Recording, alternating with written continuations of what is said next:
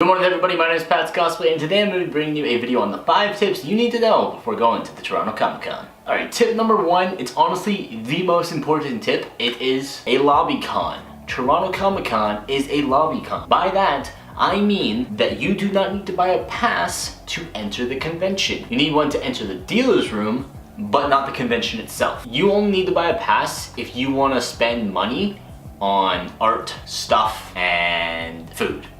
To be honest. If you don't want to spend money on any of those, then you don't need to buy a pass. And if you do, buy like a Sunday or a Friday pass, the cheaper days, because last year I went into the convention for a total of 2 hours and I bought one thing. I spent $60 on the entire weekend pass. It was insane. Way too much money. And moving on to tip number 2, the prop check. The prop check area is located on level 200. It is down the escalators from the Moose on your right hand side. If you've been to the convention center, you know exactly what I'm talking about. Things to know about the prop check is you can't have any metal or wood, so even a baseball bat, you can't bring a real baseball bat. You'll have to get something that looks like a real baseball bat. They should have some at the dollar store if you're really strapped for time, but just try not to bring anything that could harm somebody.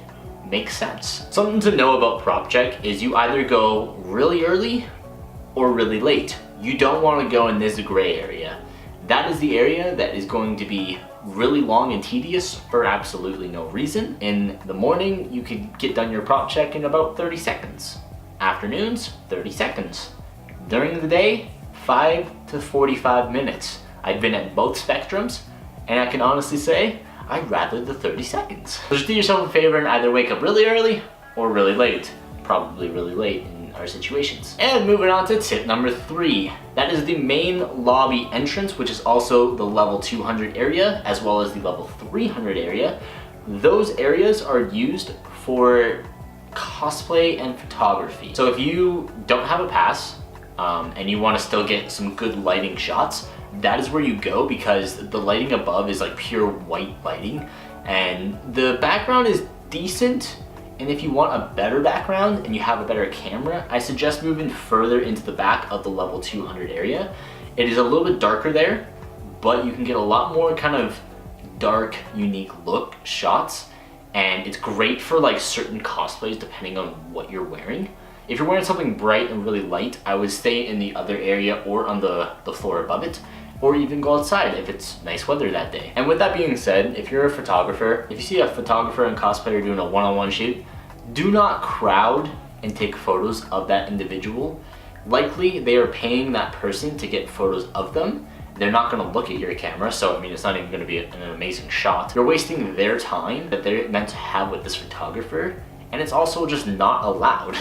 It's technically illegal, but like a lot of it gets brushed off. So just don't be that person that just takes photos of people from like afar.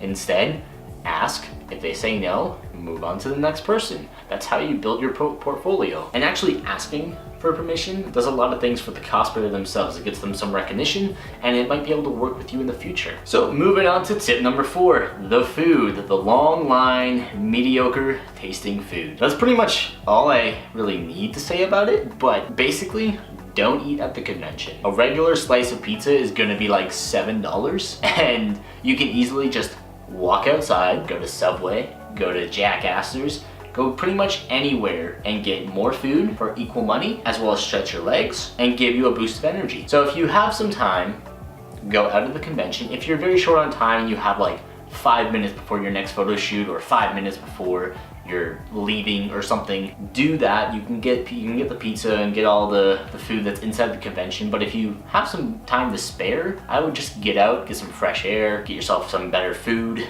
and save yourself some money, because money. And moving on to tip number 5, that is the transportation and the maps. So for transportation, if you were driving, you can park at the convention for a weekend. I believe it's about $75. It's a lot, but that's kind of the safest area to be, because you're right next to your car and it's watched by like 24-hour surveillance. So if you want to have a little bit cheaper parking and you're only going for one day, drive a little bit further past the convention to where this sort of skywalk area is across from the CN Tower. And right there, there is a underground parking for $10 to $15. It's extremely cheap, it's underground, it's watched by 24-hour surveillance. You have to walk an extra 3 minutes. Beautiful parking. I always park there just because I like to be cheap and, you know, it's a parking spot. It works. If you're going to be taking something like the subway or the buses, make sure you get off at Union Station. You can travel through Union Station directly into the convention, so you don't have to go outside. You don't have to bear the cold of Canada. Thank you guys for watching. I hope you guys enjoyed. If you did, click that subscribe button, leave this video a thumbs up, and I will see you guys at the Toronto Comic Con.